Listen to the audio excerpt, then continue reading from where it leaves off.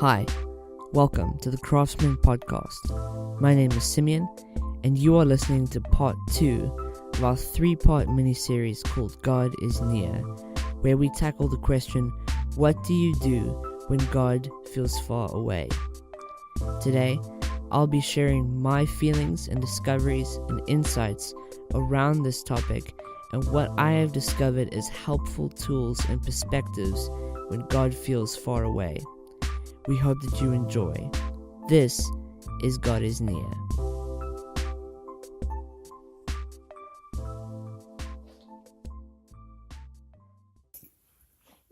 What do you do when God feels far away?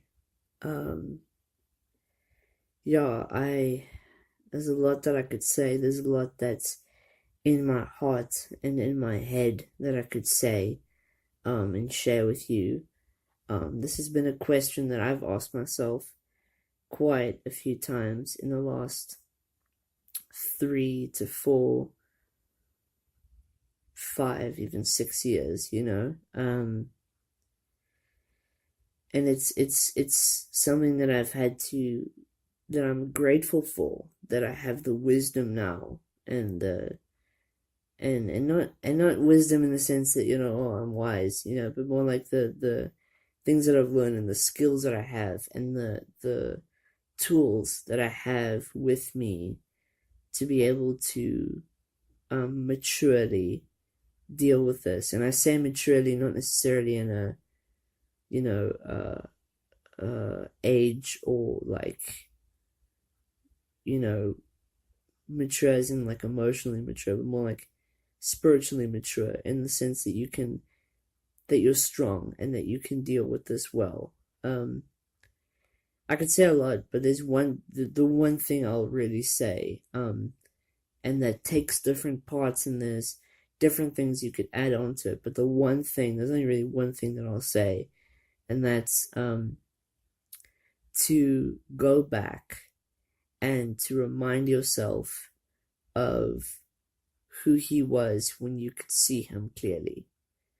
Because in the end, really, when you're asking, what do you do when God feels far away, in some ways, and maybe I'm generalizing the question, or making it too specific, or I don't know, maybe I'm missing the question that some people are asking, but generally the question you're really asking is, how do I get God back? It's not really what do you do when he goes away, when he feels far away. It's how do I get him back? How do I get things back to the way they were? And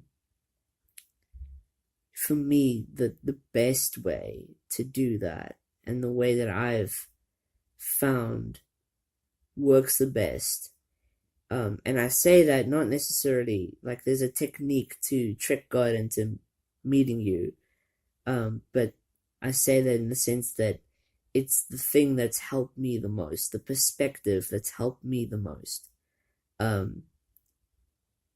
But to go back and to remind yourself of who he was when things were okay, for me, that always happens when I think about who he was in the really dark times, with my long medical history, that I'll maybe share in a future episode. But there were nights where I would spend time in the hospital, and nights in the hospital where I'd lie in a hospital bed, and there'd be no one there to comfort not just the physical pain, but the emotional pain of trauma and being alone. And it would be the presence of Jesus that carries me through the night until the sun comes up. It was the knowledge of Jesus that kept me safe and kept me sane in a lot of ways. I remember there have been multiple occasions where I'd wake up from a surgery and I'm still like super loopy and super groggy from the anesthesia, and my brain's like half awake and I'm freaking out because the medicine's making me confused and loopy, and the anxiety's rushing in. It's absolute torture, you know. And there would be someone like my mom sitting next to me going, hey, just put this music in your ear for a second. Put this song in your ear, or listen to this, or read this, or do this, just for a moment. And I promise you, without fail, every time, and it wasn't a specific song, it wasn't a specific, moment or a specific band or whatever. It was just the act of fixing my eyes on Jesus and worshiping him. And I promise you, in those moments where my brain was half awake and I was still flipping high on anesthesia, I could see him clearly. Past all the fog, past all the craziness, past all the anxiety, I could see him clearly. And he was clearer to me than in many other times in my life. And I'm not putting worship down, I'm not putting church down, I'm not saying that the church things and the Christian things that we do aren't good, but it's those moments where Jesus meets you that mark you forever. Because the reality is God's the initiator. He finds us, and so I'd say, go back to those moments. Go and look for those moments where you saw God clearly, whatever it is. If it be a worship song, like I said, if it be a specific verse that when you read it, things made sense, or when you read that book, or when you listened to that, whatever, or listen to that sermon, or whatever. Or maybe it's a memory. Maybe it's a memory you had with God. Maybe it's something he said to you in your heart, and things made sense, and things, all the pieces came together. Go back to those moments and remind yourself of who he was when you saw him clearly.